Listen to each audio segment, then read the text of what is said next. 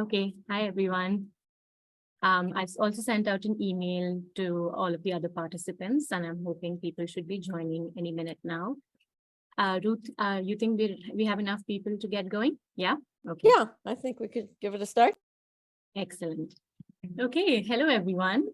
Thank you very much for joining us today. My name is Mansi, and I'm the coordinator for the Network for Conserving Central India. I see some familiar faces. Hi to all our friends from the Central Indian landscape. We were so glad to see such a good response to the session and are happy that you could all make it. Hope you have your evening tea coffee ready because we'll start now. This session is an introduction to the carbon market and is being organized by NCCI. I will be co-moderating the session with Professor Ruth DeFries from Columbia University, who is also the founder director of this network. Before I hand over to Dr. DeFries for the opening remarks, I would like to introduce you all to our speakers and share the flow of the event with you. So first up, we have Pradyot Porwal. Pradyot, could you just say hi? Yeah, hi everyone. Pradyot is here from Hasten Ventures, who will be setting the context for the session. Next up, we have Krutika Ravishankar from Farmers for Forests, who will provide us with an overview on the carbon markets. Hi, Krutika. Hi. Finally, we have Sudha from Fair Climate with a case study. Hi, Sudha. Hello, everyone. After the three presentations, the Q&A is set up after the presentations instead of after each talk. I would quickly like to make a few announcements. We would request you to please keep your audio on mute at all times. The host will turn off your audio if you have it on by mistake, so there's no problem. We have an eye out for that. Please feel free to keep your videos on or off, although it would be great to see all of you, so we'd appreciate it if you kept it on. For the Q&A session, you should be able to see a Q&A feature on your Zoom screens. Please type any questions you may have for our experts in the Q&A box. The experts will begin answering them after all of the presentations are complete. You can also mention the name of the speaker that your question is addressed to. However, Pradyot did volunteer to answer some more simpler questions on text as the rest of the presentations are happening, but we'll try and keep it for the end of after the presentations. There is an option to like a question that has already been asked. So please make use of this feature and hit the like icon on a question you want answered, instead of, for example, repeating a similar question. This will indicate to us that what the audience wants answered the most, and we will try and get to those questions sooner. I'm happy to repeat these instructions when we begin Q&A because I believe more people might join us, but I thought it would be nice to let you all know so you have an idea of how the session is going to go. Thank you very much, and over to you, Ruth. Okay, thank you, Mansi, and it's wonderful to see you all. Thank you for joining this session, and thank you for being part of the Network for Conserving Central India.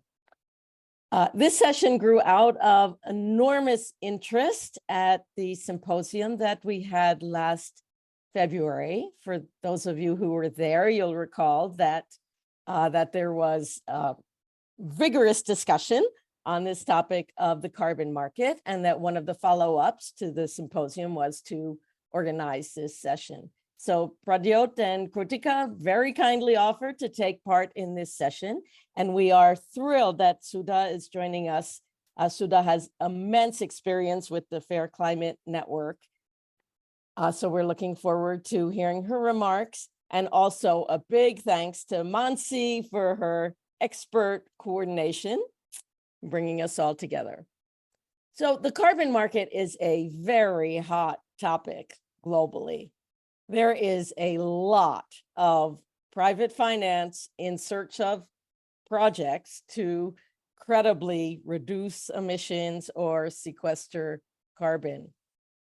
Probably, at least in my career, never before has there been so much finance potentially directed towards the issues that we care about: nature, forests, and positive social outcomes for people and for livelihoods. It's a tremendous opportunity. but it is also fraught with the possibility for violation of land rights, exclusion, negative outcomes for other ecosystem services. So how carbon market projects are implemented on the ground, the details of the implementation are key to whether this is an opportunity or a peril to the things we care about. There's so much happening so fast with new market instruments. We will discuss all of that. It's a dizzying array. But there is also a longer experience that Sudha will bring to us through the clean development mechanism with projects that have been on the ground for decades now. So we have a lot to learn from that. So the terminology and all the different standards, protocols, it's all mind-boggling. So we are here to try to work through all of this, come to a common understanding. Please keep in mind that if you have a question, even if it is very rudimentary and you think it is very basic, probably someone else has the same question and will be glad that you asked it. So please do use the Q&A. We're looking forward to presentations from our speakers and then a robust discussion. And with that, I will thank you again for joining and hand the screen over to Pradyot. Thank you. Great. Thanks a lot, Ruth and Mansi, and the NCCI team for having us here. So just as a matter of introduction, I'm Pradyot Porwal. I'm joining in from Indore in Central India, and I am representing Hasten Ventures. I'm one of the co-founders there, and we sort of help develop, originate, design, execute, and manage nature-based carbon removal projects. So the primary intervention types that we focus on are afforestation, agroforestry, assisted natural regeneration, regenerative agriculture, those four. And then we have also sort of recently started experimenting with integration of biochar and enhanced rock weathering as long-term carbon removal solutions. So sort of happy to sort of chat about the entire spectrum at some stage. So that's sort of shameless plug on Hasten. And now moving to the sort of main topic here. So just in terms of context setting for the carbon markets, right? I think it's very important to think about it with perspective. Oftentimes you see there is a fair amount of debate around carbon or around the manner in which things should be done, etc., which is lacking a lot of context. The primary sort of problem statement that we have in front of us right now is around climate change, and climate change is not one problem. It is a collection of problems, and Ruth sort of alluded to some of those challenges as well. Environmental justice sort of, for example, comes up quite frequently. And there are all sorts of social as well as environmental challenges that are intertwined, right? And the carbon markets or greenhouse gas emissions, generically, like slightly expanded version of carbon as a challenge, is only one small portion of that. And also, so these are all the sort of various problems that we currently are facing with respect to the challenge of climate. And all of these, essentially each of these nodes in a way, in my mind, represent a negative externality that exists in our current economic and accounting system. And carbon markets are just one mean or mechanism to try and address one of those negative externalities, which is specifically pertaining to the amount of greenhouse gases that exist in the atmosphere, right? If you sort of had to compare the relative sizes of the challenges, so oftentimes, especially since the last year, with the Montreal Convention, CBD Convention for Biodiversity, biodiversity is sort of also coming to a little bit of forefront, and a lot of scientific literature has come out trying to estimate the economic impact of that, and that is seemingly a much bigger problem as well. from purely a financial standpoint. If we were to fix that negative externality as well, it would come out to be larger than the current carbon markets that people are talking about and are in the process of developing.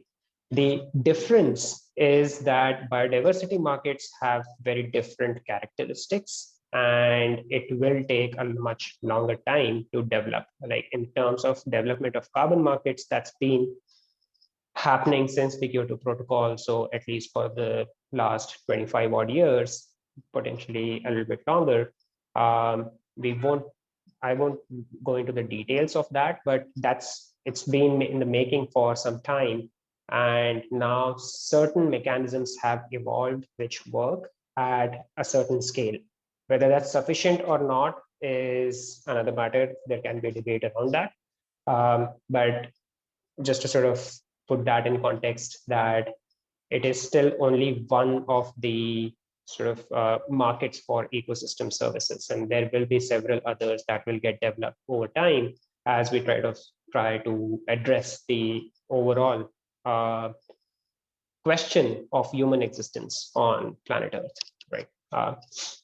So now coming back to carbon, there are essentially two types of markets of carbon credits. So let me sort of explain what a carbon credit is here. So a carbon credits, very simply put, is just a measure of 1 ton of CO2 equivalent greenhouse gas emission avoidance or removal from the atmosphere. So it could be carbon dioxide, it could be methane, it could be NO2 or other greenhouse gases. There are 7 total gases identified within the frameworks of carbon markets. And all of those are measured in terms of CO2 equivalent, right? So every sort of emission of other gases will be converted to CO2 equivalent and then quantified in terms of carbon credits. So 1 ton of CO2 either being avoided from getting emitted into the atmosphere or being removed from the atmosphere and stored for a longer period of time makes 1 carbon credit. Now, a carbon credit is essentially a financial instrument. It's a tradable commodity to a large extent. So it's very similar to a stock or a bond, right? Now, how can you actually trade it becomes the next question. And that's where carbon markets come into place. So there are 2 types of carbon markets: compliance carbon markets and voluntary carbon markets. Those are the relative sizes of it. Obviously, you can see that BCM almost don't matter right now in terms of overall size. But that is the sort of segment that is also growing very, very rapidly. And these 2 markets are very, very distinct at present. And overall, the expectation is that eventually there will be more and more overlap between the voluntary carbon markets and the compliance carbon markets. Compliance carbon markets are typically mandated by governments, and it is mandatory, as the name suggests, for corporates to participate in it.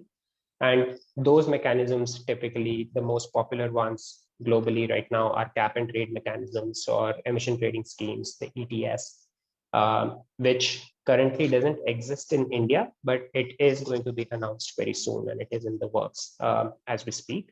And government has sort of made its intention very clear since last year to put in place a national carbon markets framework for India as well. So it becomes increasingly important for everybody to sort of then get educated and become aware of this development and how it may or may not impact you. We will primarily focus a lot more on the voluntary carbon markets, given the absence of mandatory carbon markets in India at this stage, because any projects that originate from India, which will generate carbon credits, will by default fall under voluntary carbon markets, except for cases, certain exceptions where it may be eligible for some foreign mandatory carbon market, right? So for example, Japan has a mandatory carbon market. Some of Indian projects may qualify there. And all those regulations and policies are currently under development. The next key distinction we should sort of also be aware of, that a carbon credit is different from a carbon offset. So as I mentioned previously, a carbon credit is just a tradable instrument. It's a financial instrument, which indicates that a ton of CO2 has been either avoided or removed from the atmosphere. But when that is used by an actor to claim that, okay, I'm now going to claim offset against my existing emissions by what is called as retiring of this carbon credit, then it is being used as an offset. So an offset is just one of the use cases of a credit. I mean, and we can get into the ethics or not, the lack thereof of utilizing in that way, which type of people are better placed to use credits as offsets and so on and so forth. All of that is a separate argument, but it's important to sort of also note the distinction between the two. Now, within the voluntary carbon market also, as Ruth had sort of slightly alluded to, like how a carbon credit is originated and is generated using which activity determines the quality and integrity as well as the pricing of it. So now these are two terms that are used very frequently within the carbon market space, that people are looking for high quality, high integrity credits. And what that means, I think both Krutika and Sudha will touch upon that. So I won't go into many details of that. But both quality and integrity end up getting reflected in pricing somehow. In addition to some of the other factors, there are three primary factors that people look at while assessing the quality of any carbon credit. It's additionality, leakage, and permanence. And I think both, again, Krutika and Sudha will sort of touch upon some of those concepts as well.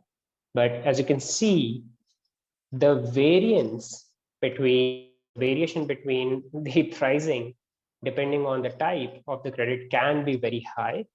Also, within the same type, also, the variation can be quite high, right? So a credit can trade from anywhere between $5 a ton to $1,600 a ton, right? Depending on where it's originated, how, and so on and so forth. Now, all of this sort of is an indication that this market is still highly inefficient at this stage, and there is no clear price discovery that has happened. And these are all prices, right? I mean, the other key distinction that one should be aware of to sort of develop perspective and context is that it doesn't necessarily reflect the true social cost of carbon, right? And what the environmental and social value of carbon removal or carbon avoidance is. So pricing, when it converges with value, is when you could say that a market is efficient overall, right? So I'll maybe just pause there to sort of help set the context. Now, there are ways and mechanisms to sort of get exposure to carbon credits, now both on the investor side as well as individuals. If you are active in, let's say, maintaining a portfolio of financial investments in terms of stocks and bonds, then there are ways for you to sort of also get exposure to carbon credits also, if that is something of interest to you. But that is something that we can take offline in a conversation, because that's going to deviate from that this particular discussion. But yeah, it's essentially, the point being, a carbon credit is a financial instrument, and with the main objective, the reason it was developed was to address this negative externality of greenhouse gas emissions, which we're not measuring in our current accounting economic system. So yeah, that's all for me. Happy to take questions. Please feel free to type it in the chat, and I'll keep an eye out on that. And we'll address questions verbally at the end of all the presentations. Thank you.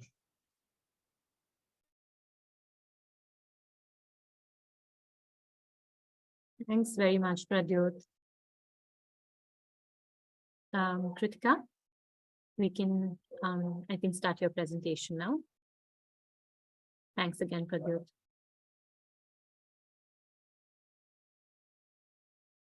You can see, everyone can see my screen, right? Yes. Okay. So hi everyone, my name is Krutika Ravishankar and I'm one of the co-founders at an organization called Farmers for Forests. Markets are, the different types of credits and offsets.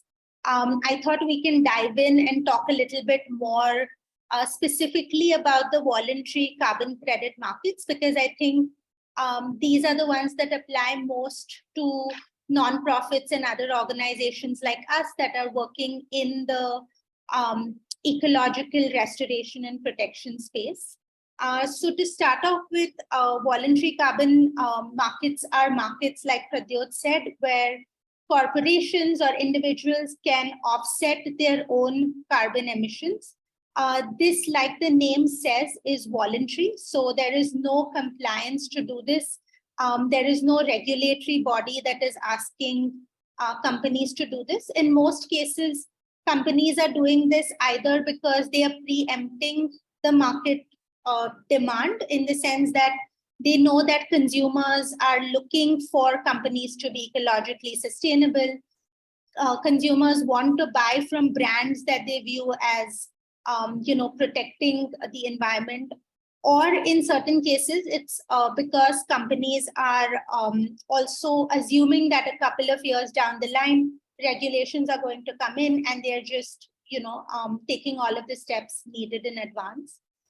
So these markets pay for a variety of different projects, everything from climate mitigation, biodiversity protection, efficient energy devices, to renewable energy.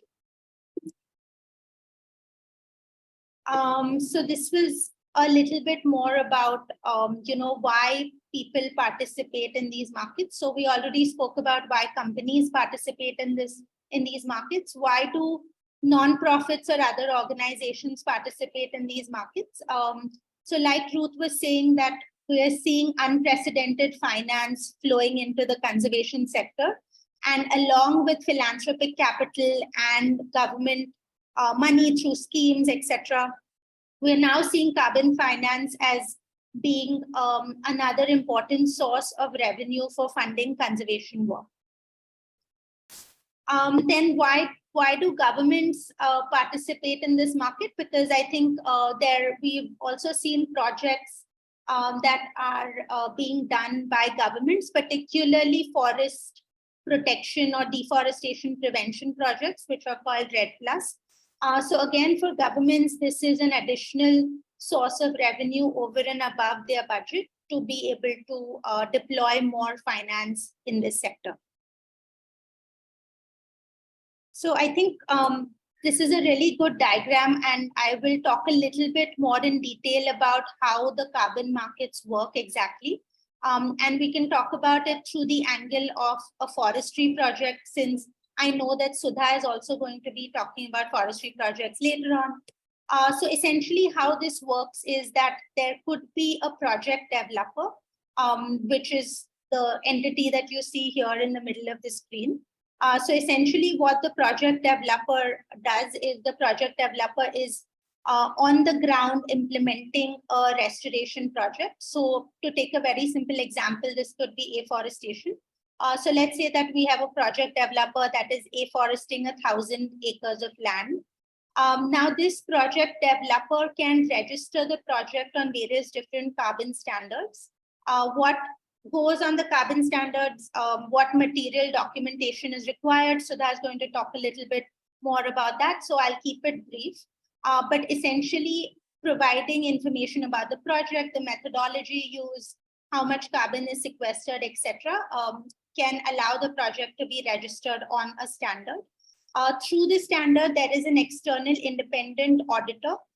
This auditor then verifies everything that the project has said. So if the project has said that over 1,000 acres, we've planted 10,000 trees that are sequestering, say, 20,000 tons of carbon, the auditor will then go on the ground, review all of these things, and provide an audit report, which ultimately determines how many credits, carbon credits, can be issued.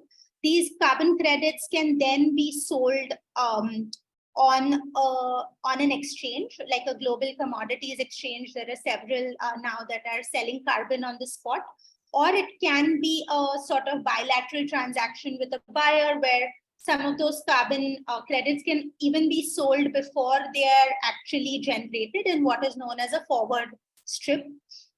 So in many cases, we think that the project developer will be the one that is directly doing all of this paperwork and all of these transactions. But this often doesn't happen because carbon projects are new. People don't know a lot about, how this whole process works. So we also have a lot of intermediaries. The intermediaries are optional, but they do exist.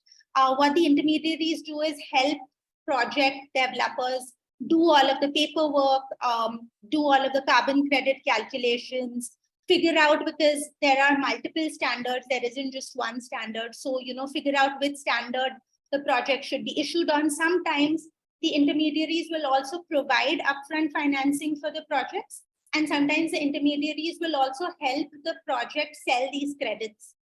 So the intermediaries could have a list of buyers who they can then help the project sell credits to. So like Pradyot showed on his slide, the current market size of the voluntary carbon credit market is $2 billion, and it is increasing very rapidly. The estimate is that it would reach anywhere between 10 to 40 billion by 2030. However, this could still be on the conservative side, and the market could go even higher than that. But it all depends on how things go and what the trend is. So essentially, there are two types of credits in the voluntary market. One is avoidance and one is removal. So in an avoidance credit, you're essentially claiming credits for emissions that you would have done, but now that you're not doing anymore. So an example is that if you're using renewable energy instead of fossil fuels or coal, you're avoiding a certain number of carbon dioxide from being emitted, and you can claim credit for that. The other example is, for example, efficient cook stoves. So on an average, efficient cook stove reduces fuel wood by about 60 to 70%. So you can claim emissions for that 60 to 70% wood that you're not burning. And then you also have removal projects. So while avoidance projects prevent more carbon dioxide from going into the atmosphere, removal projects essentially remove carbon dioxide from the atmosphere. So a very common example of this is, of course, afforestation or reforestation projects. But now we also have a lot of different things coming up, including biochar that Pradyot was talking about. We also have direct air capture, which is the most expensive type of credit, where you actually have factories that are removing carbon dioxide from the air, turning it into a liquid and then injecting it in deep rocks under the ground. You also have rock mineralization. So here you kind of speed up the reaction of rocks with carbon dioxide in the air, turning them into carbonates, which is again sequestering a lot of carbon. We're also now looking at new organizations coming up that are using seaweed or algae or the ocean to remove carbon from the atmosphere. So there's, of course, a variety of removal projects. And this just goes over some of the examples that I discuss for the type of projects.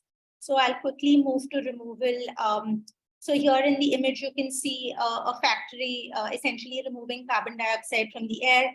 And we also have cases where some people are actually using that carbon dioxide and turning it into, for example, like fuel for cars, or turning it or using it in cement and steel plants, etc.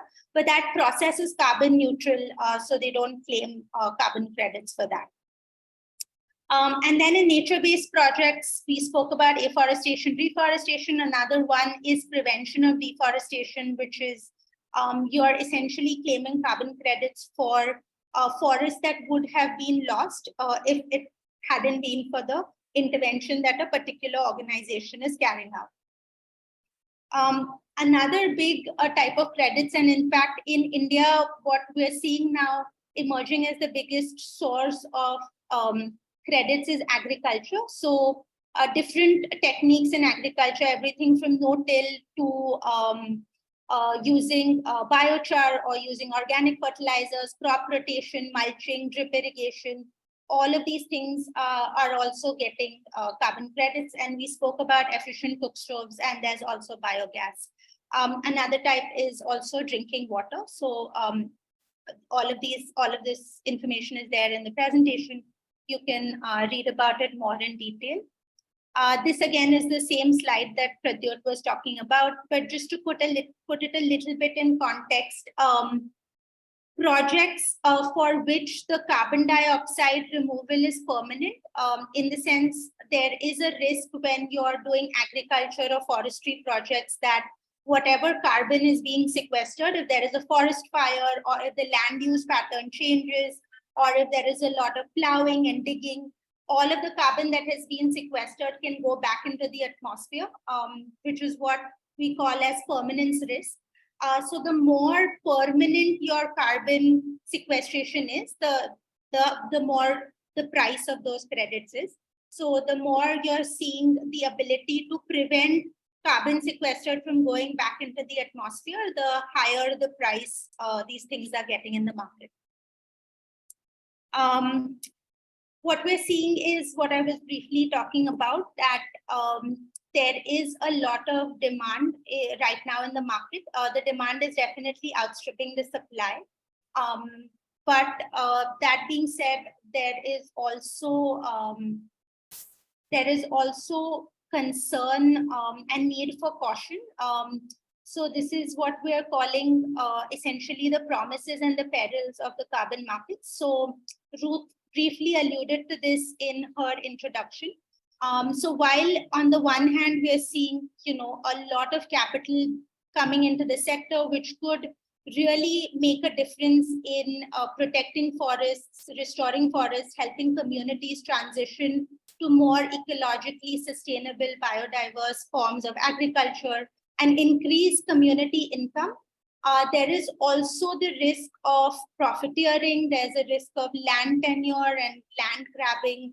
And of course, there is also a risk of greenwashing and communities who are actually doing a lot of this work on the ground, them not getting the fair share of the carbon pie.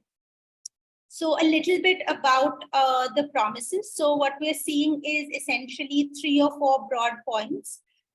So one is that we all know that there's a huge financial gap in terms of the amount of money needed for ecological restoration and protection work and the amount of money that actually flows into the sector. So carbon finance can help bridge that and help provide more capital to do more quality work on the ground. The other thing that we're seeing where carbon finance can play an important role is that in the immediate transition to ecologically sustainable methods of farming or forestry, in the first 3 or 4 years, our communities see a drop in income and yield, especially if they're moving from chemical agriculture to more organic agriculture, organic agroforestry, because for the first 3 to 4 years, if it's trees, you don't get fruit yield, or even if it's things like bamboo or other agricultural commodities, yield is a little bit lower. So during this time, carbon finance can help support that switch because communities have been hesitant to switch because of the immediate drop in income that this can sometimes result in. And finally, another important sort of promise that we are seeing in this is that it will actually help to incentivize and sustain good ecological practices, because if we are able to measure all of these things accurately, what that would mean is that we are rewarding or incentivizing the communities that are doing all of this work on the ground. So we are essentially paying them for the ecosystem services that they're providing, which our markets are currently not accounting for. But again, the perils are many. So we have essentially problems with middlemen. So we were talking in the middle about intermediaries when I was explaining the carbon markets. So intermediaries essentially taking the largest chunk of the finance and leaving communities on the ground with very little or no money. Greenwashing, where companies actually say that companies or individuals actually say that they're sequestering or preventing a lot more carbon from being offset than what is actually happening on the ground. So a company could say, we're offsetting 100 tons of carbon dioxide, but actually in the ground, you see maybe it's just 10 or 20. So that is a huge problem because we're also somewhere using this as a part of our climate strategy. So if companies are allowed to emit, and on the other side, we're not being very stringent about how much they're offsetting, that means that carbon credits could, if not monitored correctly, make the climate crisis actually worse instead of making it better, which is a huge problem. And then, of course, there are land tenure issues where, as we can see, that sequestering large amounts of carbon is going to require large amounts of land. Most of this land is with some of the most vulnerable communities in the world, especially in the global south. So what we could see is that as this becomes more and more profitable, there could be unfair land agreements, unfair land tenure issues, all of these things that come into play, which could also be a cause for concern. And then there is complicated accounting. So a lot of what is happening in this sector is very new, especially carbon sequestration through agriculture and through biochar. So there is some question and doubt being raised about whether the methodologies that all of these standards are using are actually scientifically robust, they're peer reviewed, they're actually doing on the ground what they say that they're doing.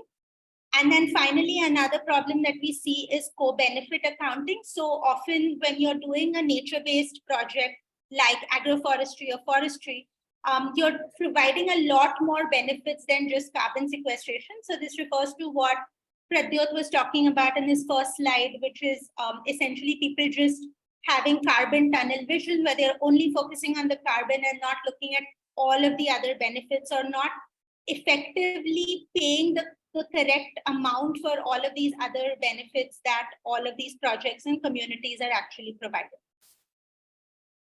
And finally, I just want to talk a little bit about, because I think a lot of these things Sudha will also cover, and I'm conscious that I have almost run out of time. So I just want to talk about three important concepts, which is additionality, permanence, and leakage.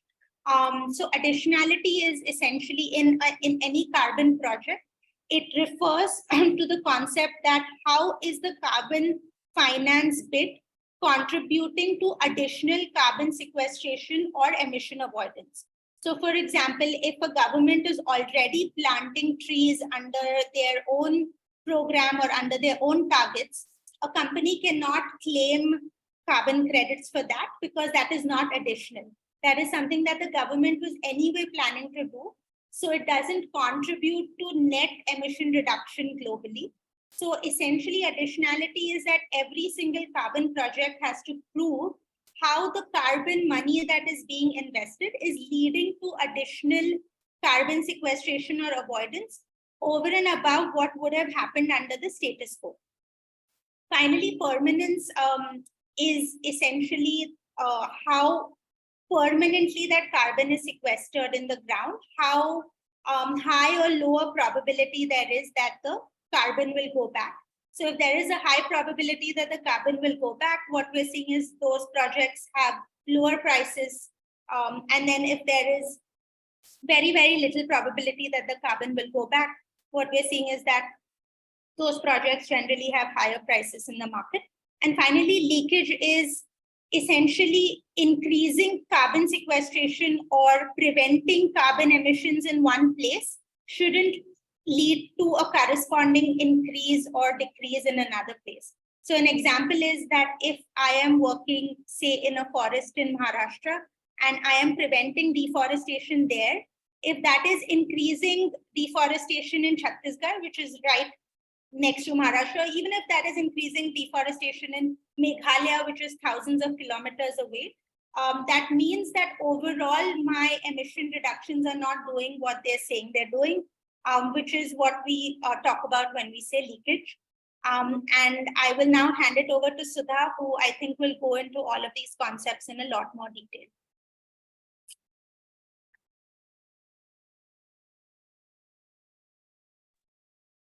Thanks, Krutika. Over to you, Sudha.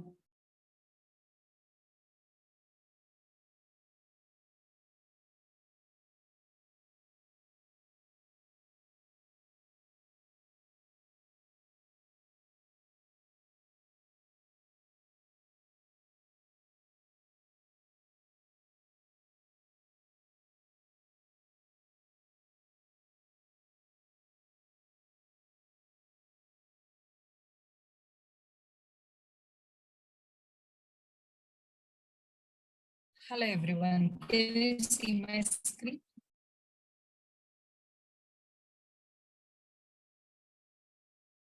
Yes, Sudha, we can. Okay. Hi, everyone. Thank you for having me on the session, and thank you, Pradyot and Krutika, for setting the stage, and of course, Dr. Ruth. Now for coming to the grassroots level, because I've been working with NGOs at the grassroots level, let me give you a brief about the activities that we're doing. I'm part of the Fair Climate Network, wherein I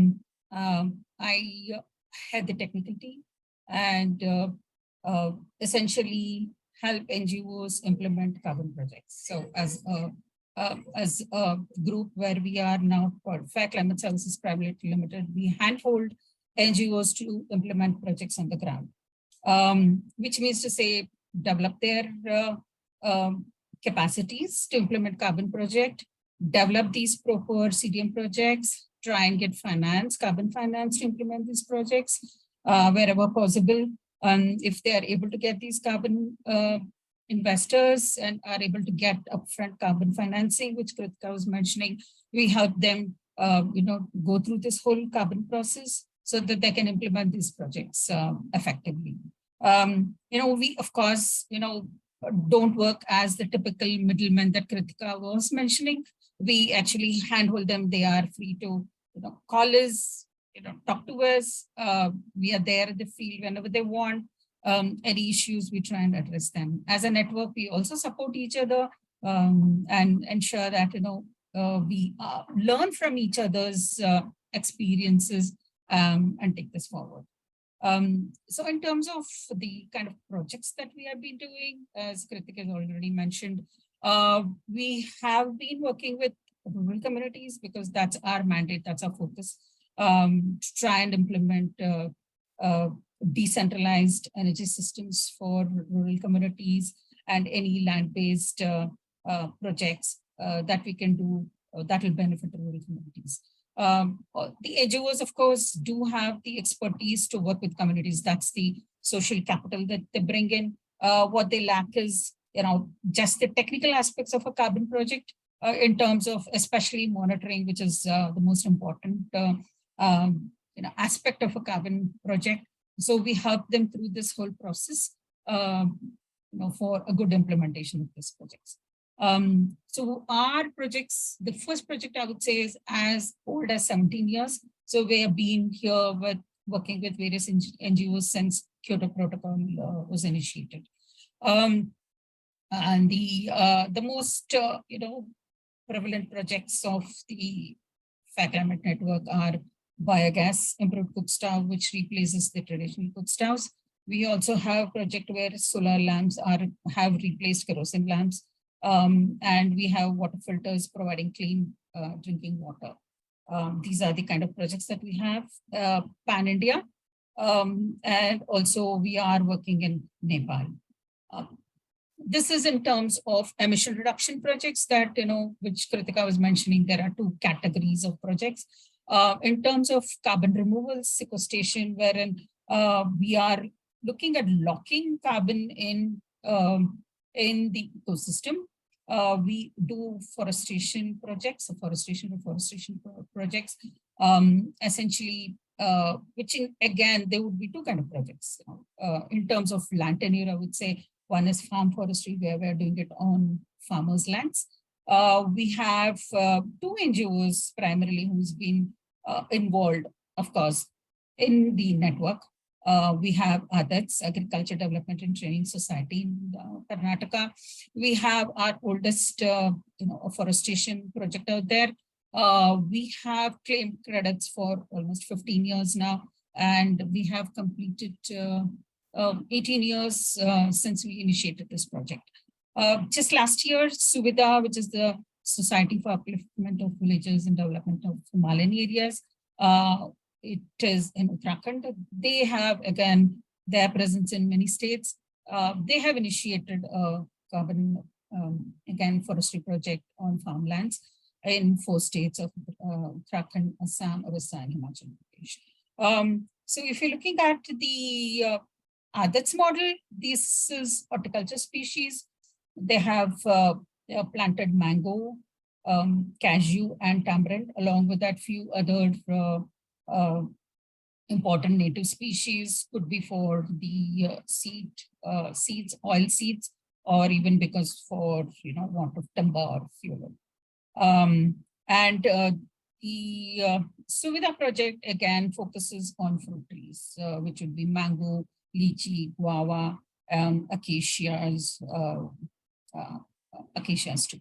So these are the two projects in India that we have been working on. In terms of community lands, of course, I am also, independently, I'm working on a few projects wherein I would like to refer to Nigeria, which is mangrove forests, and in South Africa, looking at bamboo plantations.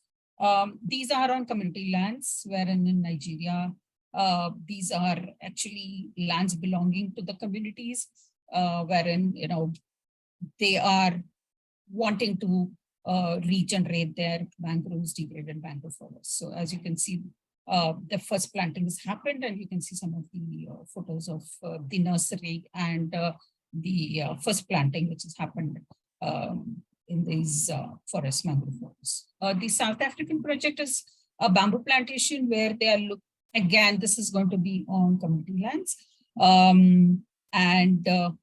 Here you have bamboo, you have agroforestry, again, along with bamboos, there will be some fruit trees. And they're also looking at various other activities wherein, which is going to bring revenue to the communities out there. They're also looking at biochar, looking at pellets from bamboo plantations, which would again provide additional revenue to the communities. These are really two very interesting projects on communities. Again, throughout the presentation, I would try and bring in examples from these case studies where I've been involved in developing these projects. This is something which, again, both the earlier speakers have referred to, the compliance in the voluntary markets and how, the projects have been implemented.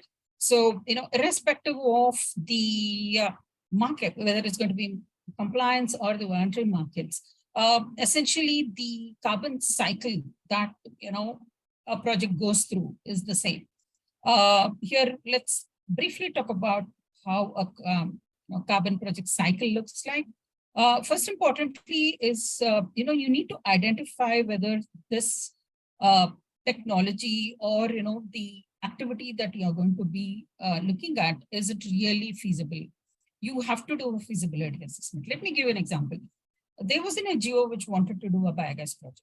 But we said that data should speak. Let us actually do a baseline survey to look at what's the kind of cattle population which is there. What's the fuel, what's the pattern of usage of the stoves out there. So when we did a baseline assessment and we did an analysis, we realized that there are hardly any cattle in that region. Many of the families do not have cattle. So if the NGO is looking at implementing a biogas project where, you don't have cattle at household level, what's the point of doing such an activity? Because there are transaction costs when you're looking at developing a project. So it is very, very important that you do a good feasibility assessment before you start a project. Once you know that, you have a good data and you know that, okay, this is a project where I can really do this technology. Say for example, if it's a safe drinking water project, is the water that they are drinking really unsafe? We'll need to do some field tests, to see whether the water they're consuming is, has a lot of contamination. And what's the source of water from these regions? This assessment will show us, okay, here, this is an important technology we need to implement on. Then you design your project. Again, when you are talking about designing your project, what is important is to understand what the communities require. Say, let me give you an example of a cook stove. A cook stove which is actually suitable for their cooking needs is very important. Selection of the proper cook stove. You can implement a cook stove, you can get a project registered, implement a cook stove, but ultimately if they realize that this is not very convenient for their cooking, obviously that's something which will not be adopted. So, having a technology which is suitable for the region is something that needs to be done.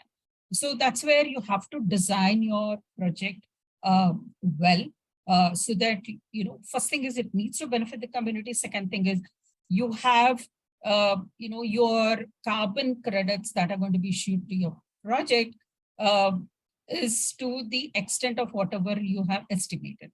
Because ultimately this is a finance mechanism, and you need to, because if you're borrowing money, or if there is a carbon investor who is invested in your project, obviously you need to give those credits to them within the stipulated period. So having a good design is very important. Once you have done these two, obviously the next is you have to prepare your project document design, wherein that's where the technical team, the Fair Climate Network, we assist the NGOs in doing the baseline surveys, design the baseline questionnaire, do the surveys, and understand, okay, which technologies need to be implemented there. So when we do a baseline survey, we don't restrict ourselves to a particular technology or a particular sector. What we do is, it is very broad-based. We cover everything: land use, cooking patterns, water, electricity, all the gamut of a rural, community, and then understand what would be the best technology to be implemented. So we prepare, we help the NGOs in doing the stakeholders meeting, which is, very important for a carbon project, inclusivity of stakeholders, various stakeholders. Then, prepare the project document design, which also includes calculations of emission reductions.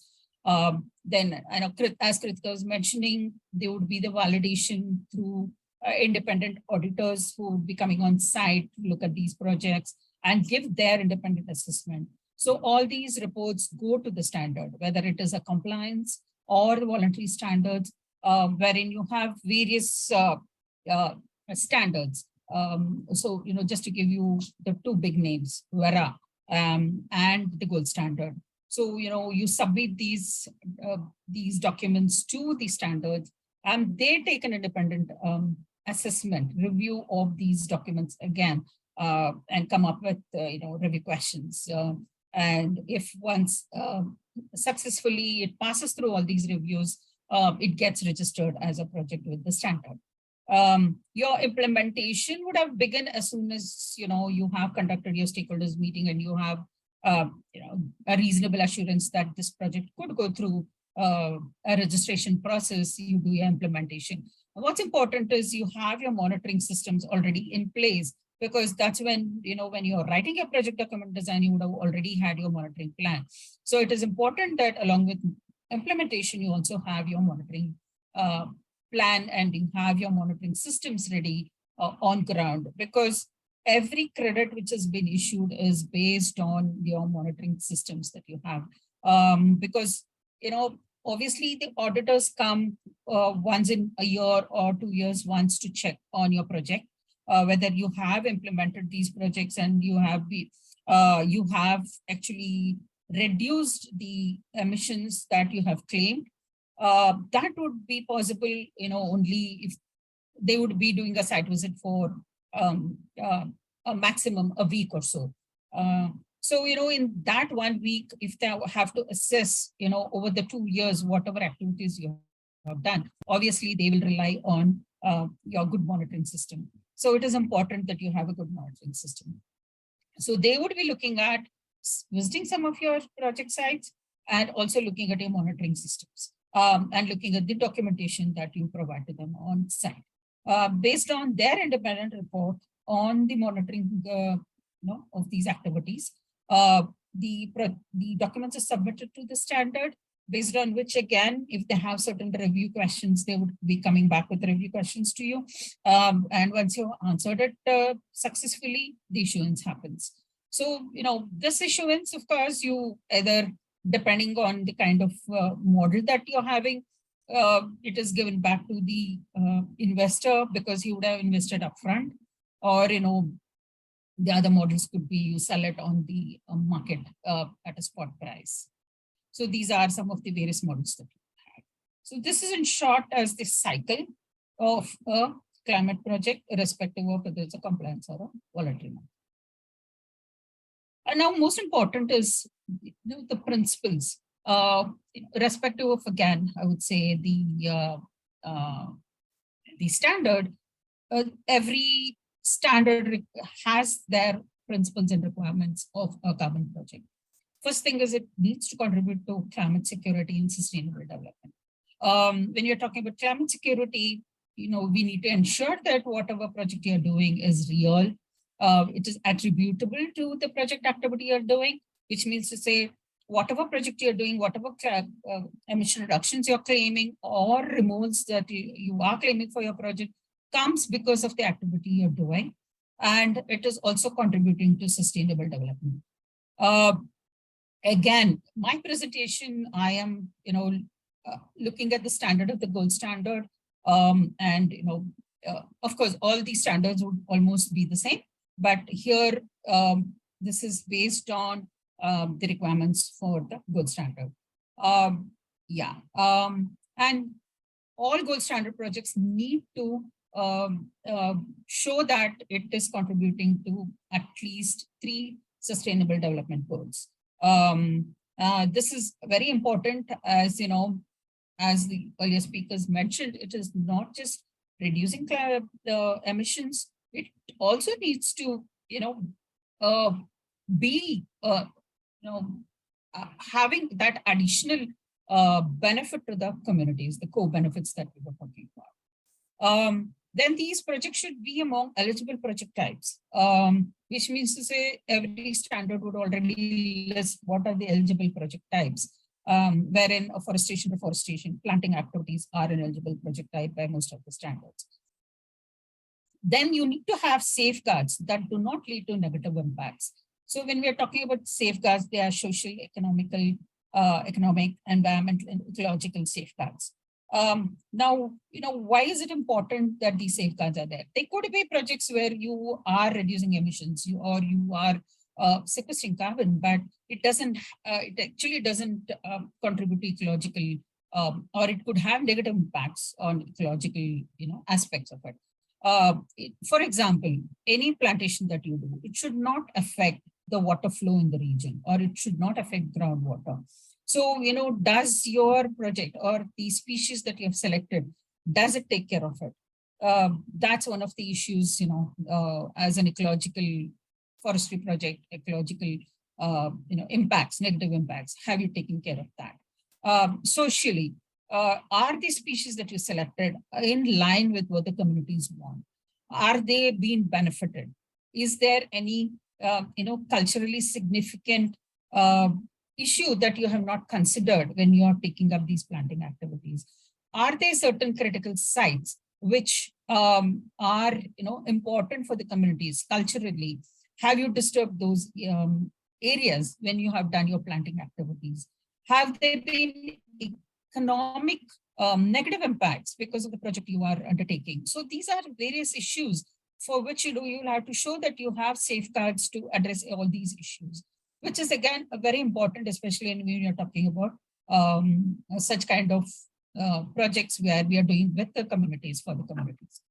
Stakeholder inclusivity, as I was mentioning, any project that you take up, you need to upfront start with including these stakeholders into your project activity. First thing is you need to have meetings with them, understand, tell them about the project that you're doing, take their feedback to the design of the project, then even at implementation, various stages of implementation, involve them. If they have any grievance, how are you addressing their grievance? If they have any inputs, how are you considering their inputs into your project activity?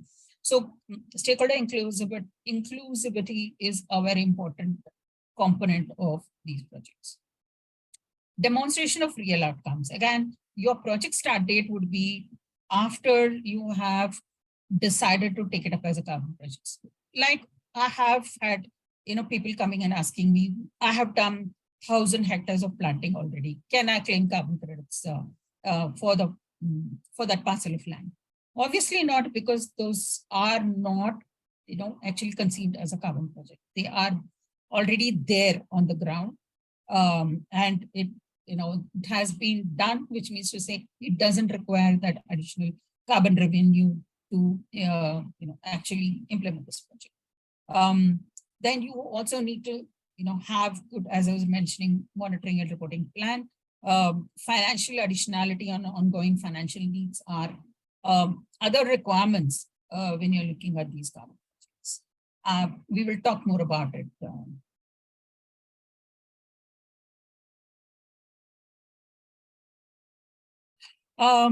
Let's look at the specific requirements of forestry projects. Again, this applies even to agriculture projects because there's a lot of interest even in agriculture projects. First thing is there should not be any deforestation on the parcel of land where you're going to take up this project activity. Then secure titles of lands and products. Again, each of it I will give you a little more context and what needs to be done for each of them. Additionality, which Krutika has already mentioned. Carbon pools, which are the carbon pools that you can claim credits.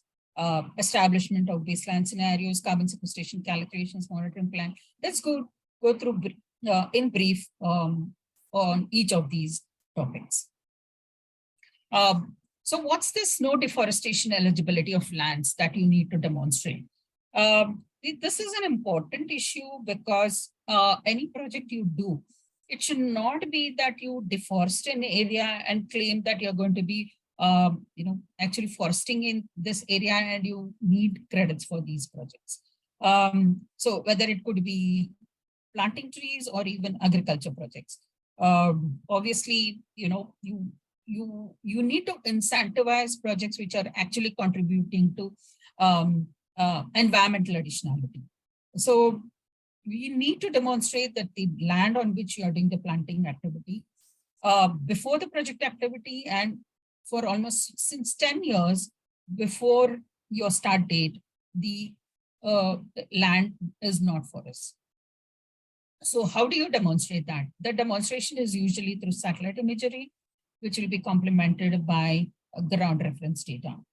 So you need GIS specialists to actually help you through this process, wherein they analyze the satellite imagery and tell you, land. Okay, that if you're doing farm forestry, that the farmers have been doing, farming on their lands for more than 20, 30 years. But the standard requires that you show evidence that, these were not forests from the past 10 years. Of course, again, the definition of forests are different for different countries. It is, there is the definition is in terms of area, the ground cover, and the minimum height. So again, it depends a lot on the kind of vegetation you have in the forest in the country. So they have their own definitions. So you'll have to apply these definitions to determine whether your land is forest or not. So even, it's, for example, if you're talking about forest areas that we know that they belong to the government, and these are forest areas, but that's not the definition they are looking at. They're looking at whether there are trees on those lands or not before you start the activity.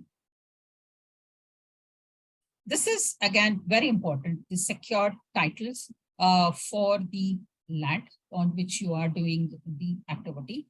First thing is you need to hold uncontested legal land title. So if it's a company which is doing it, of course, they have to show that they have legal title of these lands, and all the products from these lands, they have a right to these products, which includes even the carbon sequestration. They need to have necessary permits to implement the project. Here, when we are talking about permits, say suppose they are going to be drawing water from the landscape where they're doing this activity. Do they have permits? Are they drawing more than the required allocation of water? Do they have the water permits to draw water from there to actually irrigate the plantations out there? So that's one example. What are the kind of species they are planting? Is it within, is there any restriction on the kind of species that you can plant?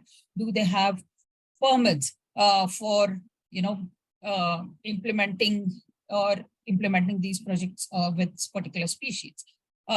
So, especially when we are talking about commercial plantations, there are certain permits which are required that the companies need to take. So they need to have the necessary permits to implement these projects. Then they need to be participating in the finance of the project. There are cases where companies do take land on lease, or even if you're talking about community lands, the government would have leased those lands to the communities to do the planting out there.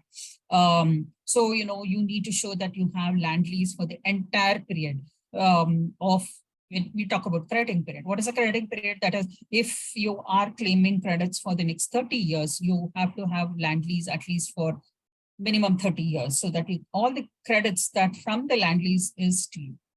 Okay. But if you cannot meet the above, you can always have agreements. For example, when we are talking about Adat's project in Karnataka, these have been done on farmer lands. And obviously the lands belong to the farmers. So the products like the fruits from mango, tamarind or cashew belongs to them, the trees belong to them, the land belongs to them.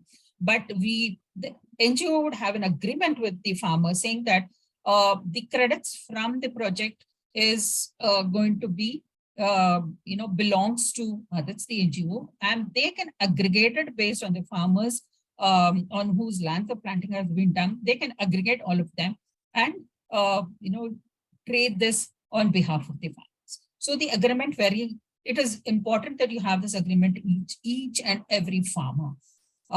If you are, doing it on farmer lands or lands where it doesn't belong to the project participant, which is here in case, obviously NGOs would not be having those, the lands do not belong to the NGOs. Obviously they need to have these agreements. So whether it's in case of Suvidha or others, we have these, and usually it is on certain legal paper, and we have these agreements drafted.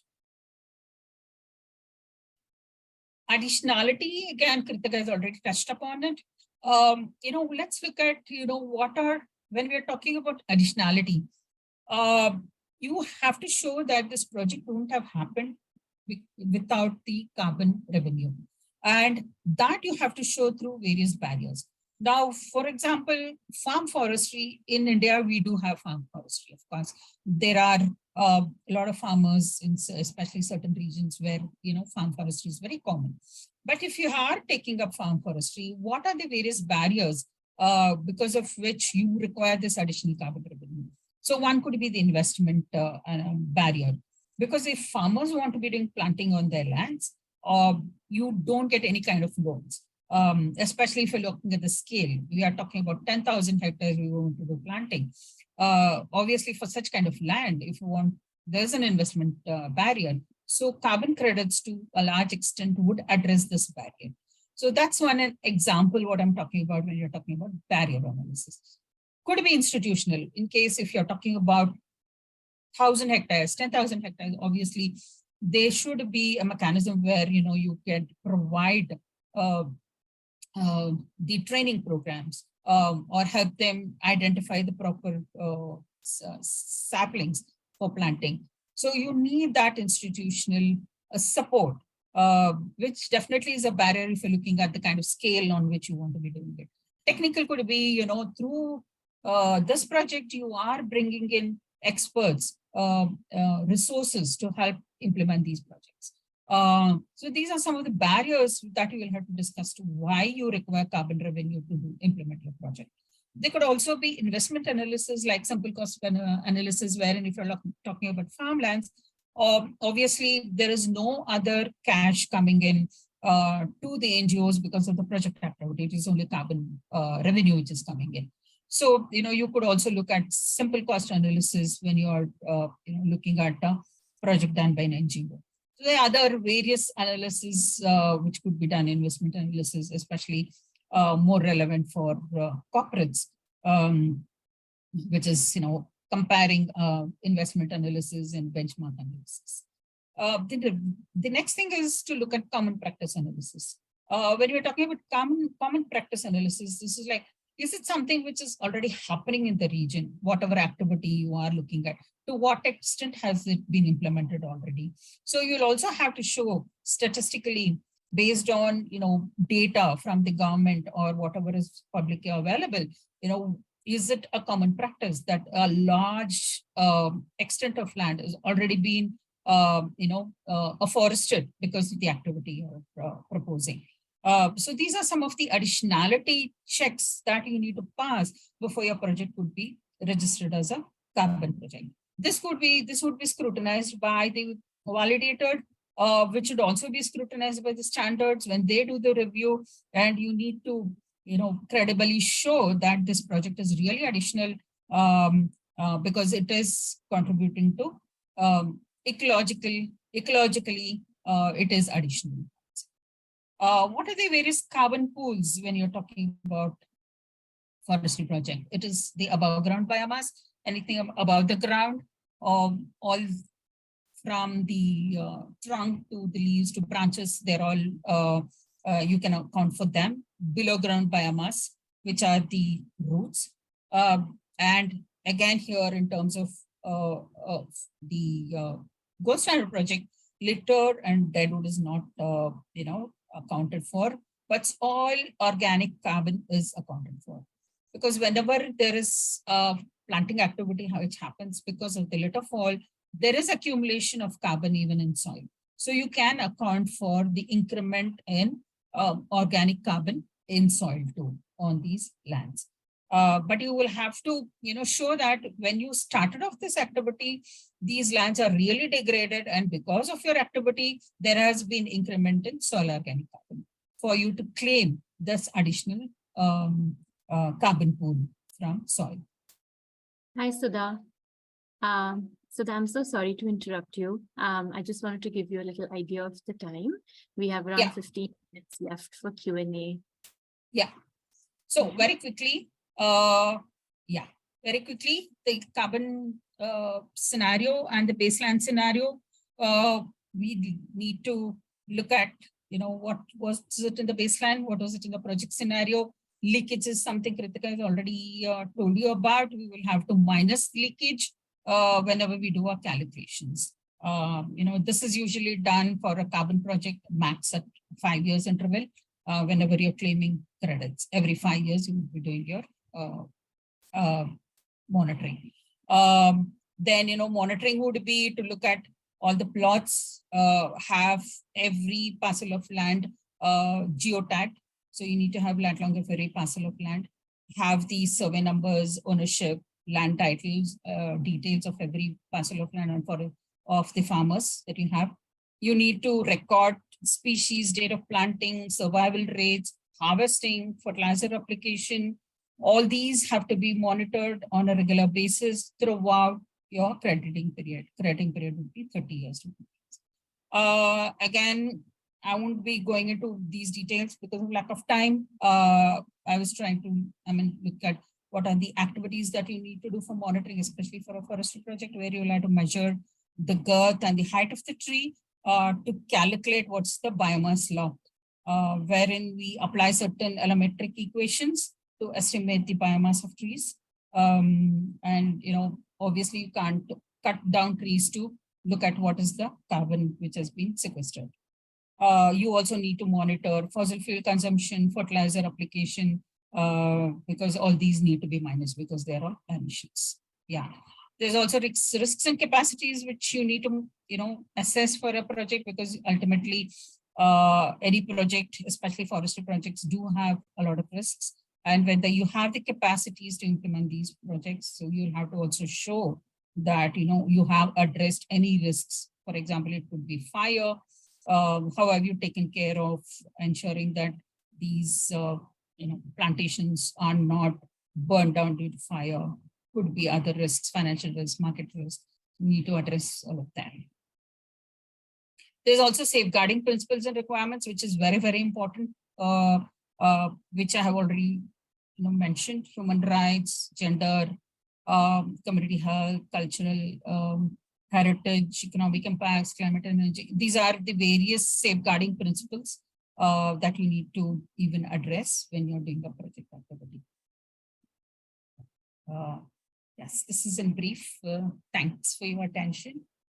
Thank you very much, Sudha. I'm so sorry to have interrupted you, but we have some question and answers, some questions in the chat and the feature and the chat box. I think you can stop sharing screen. Thank you.